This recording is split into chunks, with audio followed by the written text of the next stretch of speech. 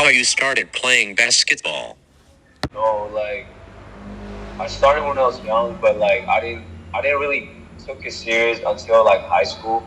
Cause like I was just a kid. Like I'm into so much sport. Like I played like football, soccer, boxing, taekwondo, all that before. But I always know basketball is my favorite sport. Took it seriously probably like when I was 15.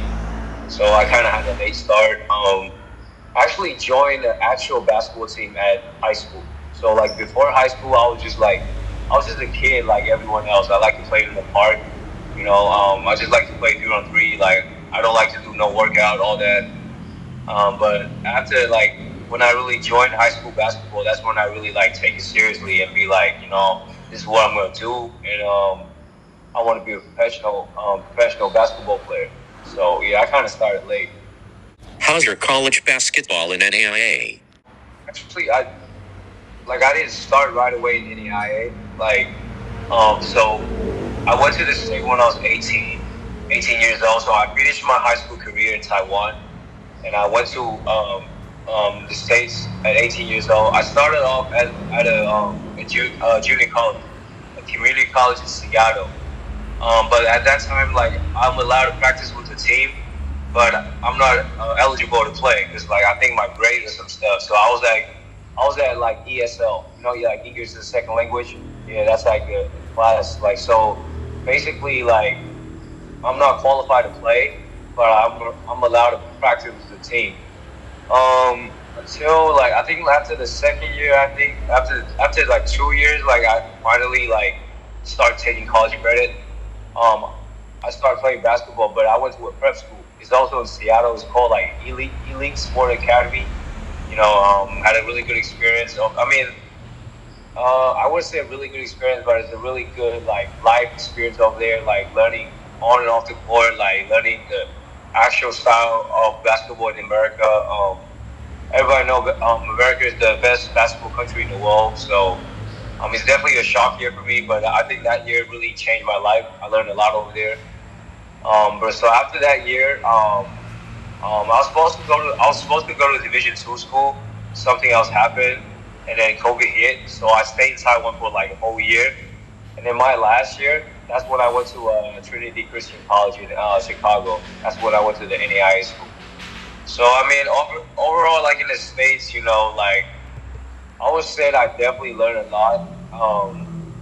I have no regret like that I went to the States, but I definitely feel like I could have done better because at that time, like I was too young, like I was like a kid, just like I don't know how to say, like so much confidence and a lot of like cockiness, all that. Like I couldn't really like adjust the way, like how do I fit into the America basketball, system? Because like the biggest adjustment I always say, like in any interview or in any podcast, I always say like in the state, the thing that I learned the most, like there's so many good players in the world, there's so many talented guys.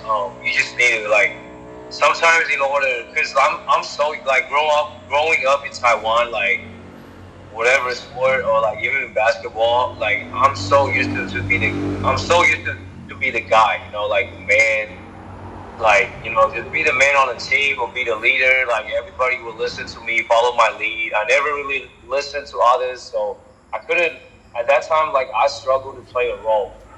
But basketball, like as high a level you get, especially when I jumped from Taiwan to the States, is a totally different world. But like at that time, I wasn't like mature enough to really like understand to like to play a role on a basketball team.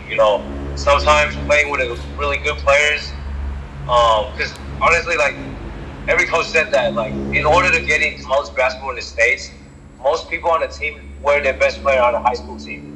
So like at that time, I didn't understand how to play a role. Like I don't know how to just be a role player. Be just impact a team in a positive way when I'm not playing. At that time I was just too young. Like when I'm not playing, I show attitude. I fight with the coach. I argue with the coach. I'll be feeling like I worked so hard while these guys are playing in front of me, all that. But honestly, at that time I didn't realize like, yeah, I might be the hardest worker, But like basketball, if he's better than you, like you can't say nothing, right? So I think overall in the state, that's the big part I learned, like is to be able to play a role. I think that makes me successful. I mean, I wouldn't say like I'm successful right now, but at least like I play professionally and I can play in TAT, which such a high, in the TAT you can have 4 on the court. And I think that's a big adjustment that I changed throughout this year. Like I know how to play a role. Like there's times like yes, I do still want to be, a superstar or like a well-known basketball player like Jeremy Lin and all that. But I know like us right now, or maybe like there's times you just need to find a role. Even in NBA player, even in the NBA, like there's only several superstars. The rest they have to find a role to play. So yeah, I think that's the biggest thing that I gained from the States. How's your first overseas in Thailand? Like Thailand was like kind of my first professional like experience. So I went to Thailand probably like right when I get out of the college of NAIA. I would say like, I mean, definitely, because since like I've been outside by myself alone, like 18 years old, I went to state by myself, been traveling, all that. So like, I won't say like traveling or going to a different country or adjusting different culture is really hard for me, but definitely, Thailand is a way different, country, culture than Taiwan and even in the States. So yeah, in Thailand was just like, the food was different, the weather was different, the environment was different. Not everybody speak English, so I play on a team that 90% of my teammates doesn't speak English. Even now, I remember only our head coach speaks a little bit English. Even our assistant coach doesn't speak English. But I wouldn't like. It's not much to say. I would just say it's the first step. It's just a first step to start my professional career. At least I get to play a lot. We didn't really do well at that season. I believe it was 2020. I think it was 22 or 23. So yeah, there's not much to say.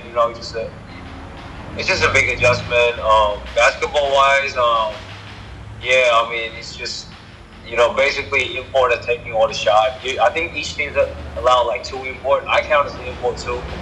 So yeah. There's not much to say. It's just like my first step. So yeah, that's it. How's experience playing in the TAT?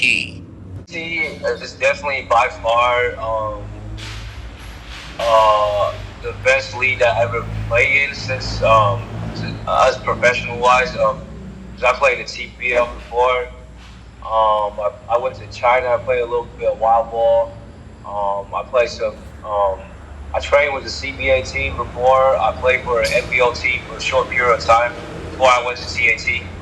But yeah, by far TAT definitely one of the competition was definitely better than talent wise because it's like everybody knows like more import on the team. Like I said before, like I think I'm adjusting well right now. I mean last season when I was with the Pirates because I have a lot of injuries at the beginning that I was trying to hide. I was trying to hide. I don't want to let the coach know all that.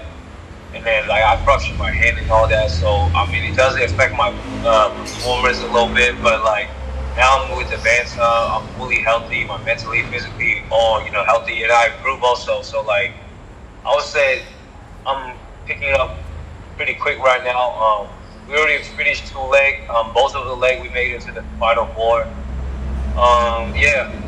Like I said, like I just mentioned before, like the experience that I took from the States, I think definitely transferred to the professional wise, and especially with the TAT.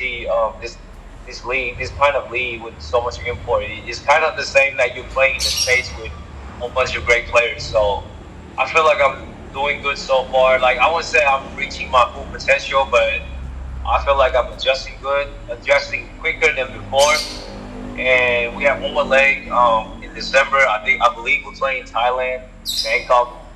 I'm looking forward to win the championship up there, and hopefully, I can do more for my team.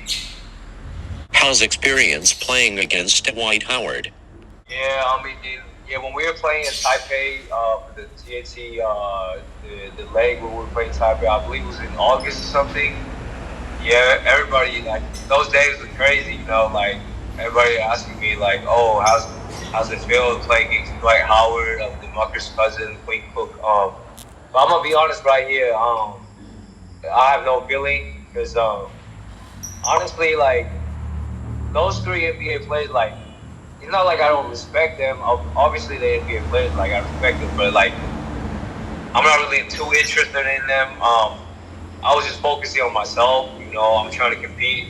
Like every time I get on the court, I'm just trying to compete. I don't care who he is. Like I don't care if it's Kobe Bryant or Michael Jordan, LeBron, whatever. Like my mindset is always the same. Like I get on the court, I'm just trying to win and trying to get better. Like my mindset when I play against them, like I know they're better than me.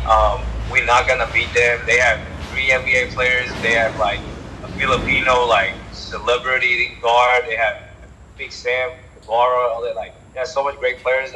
I know I'm not gonna win, but my mindset of going to the game is just to like do my best to compete and to get the most out of the game.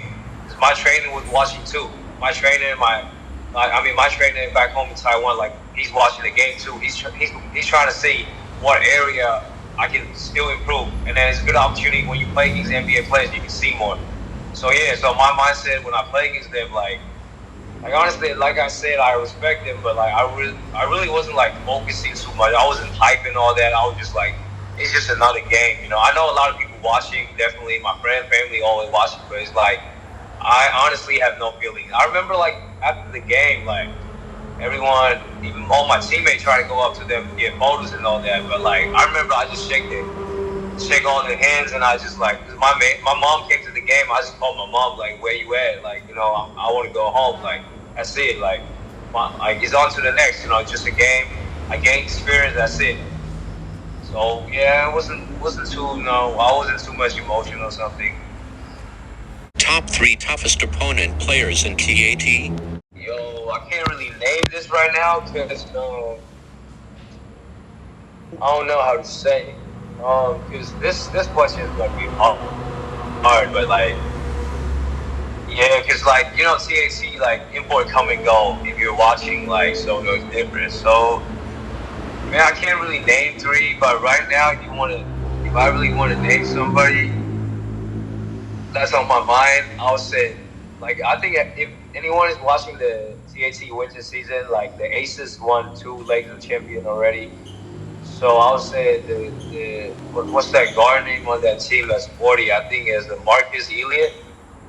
I'm not sure. Yeah, I think he's a hard matchup for me. He's so big, so strong, so experienced. He's a great vet. I'm looking forward to playing him again in December. Hopefully, I can do better. And what's that guy named just won the MVP? Is it Xavier Alexander or something? I think he plays in Taiwan before. Yeah, I know him because I know he was a ABO MVP before. He came to Taiwan for a bit. So yeah, I don't really guard him, but sometimes obviously he can dribble the ball, so like he can bring up the ball and make some plays. So sometimes I'll guard him. I'll say these 2 guys right now is on my mind that I really feel like it's really hard for me to stop because like they just like I consider myself really strong, especially as a guard. Even like when I need to guard guys that are bigger than me, I feel like I'm still stronger. But these 2 guys are the 2 guys that on my mind right now. Like they're really like they're stronger than me, and they're really experienced too. So yeah, probably these 2 guys are on my mind right now. Why you choose jersey number 7? Yeah, like I don't know how to say. Like I tried a lot of numbers before. So in high school I wear 11. High school I wear 11. I believe I wear number 1 before. Also when I was in Australia, and when I was in Thailand, I didn't choose number 7, but they just gave me number 7. So I guess Jeremy Lin does affect me a little bit, but it wasn't like I'm trying to copy him. It's just like, all right, so there's a really famous cartoon, like it's from Japan. It's about basketball, but I don't know how to translate. It's called Slam Dunk. I'm not sure. I'm